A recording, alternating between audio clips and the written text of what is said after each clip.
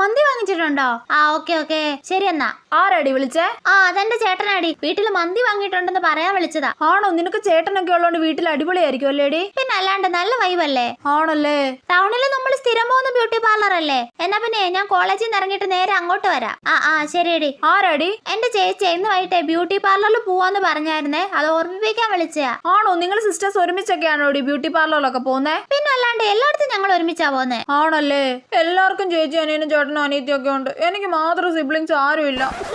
മന്തി മൊത്തം തിന്നോ? ഞാൻ ക്ലാസ് വിട്ട് വരട്ടെ, നിന്നെ ഞാൻ ശരിയാക്കുന്നുണ്ട്. എന്താടി, എന്താ പ്രശ്നം? അവൻ എന്റെ മന്തി മൊത്തം തിന്നടി. എന്റെ പൊന്നോ, എന്റെ വീട്ടിൽ ഇതുപോലെ അടി. ഞങ്ങൾ തമ്മിൽ എന്നും ഫുഡിനടിയാ. ഷെടാ, ഫുഡിനടിയോ? മോളെ, ഈ ഐസ്ക്രീം ഒക്കെ തിന്ന് തീർക്കടി. ബിരിയാണി കഴിച്ചു കഴിഞ്ഞിട്ട് തിന്നാ അമ്മേ. മോളെ, കുറച്ച് ബിരിയാണി കൂടി ഇടട്ടേടി. ബാക്കി വൈകുന്നേരം കഴിക്കാൻ പാപ്പ, വയറ് നിറഞ്ഞ്. എന്റെ പൊന്നോ, ഫുഡൊന്നും ഞാൻ അങ്ങനെ ആർക്കും ഷെയർ ചെയ്യൂല. എനിക്ക് സിബ്ലിങ്സ് ഒന്നും വേണ്ട. അല്ല പിന്നെ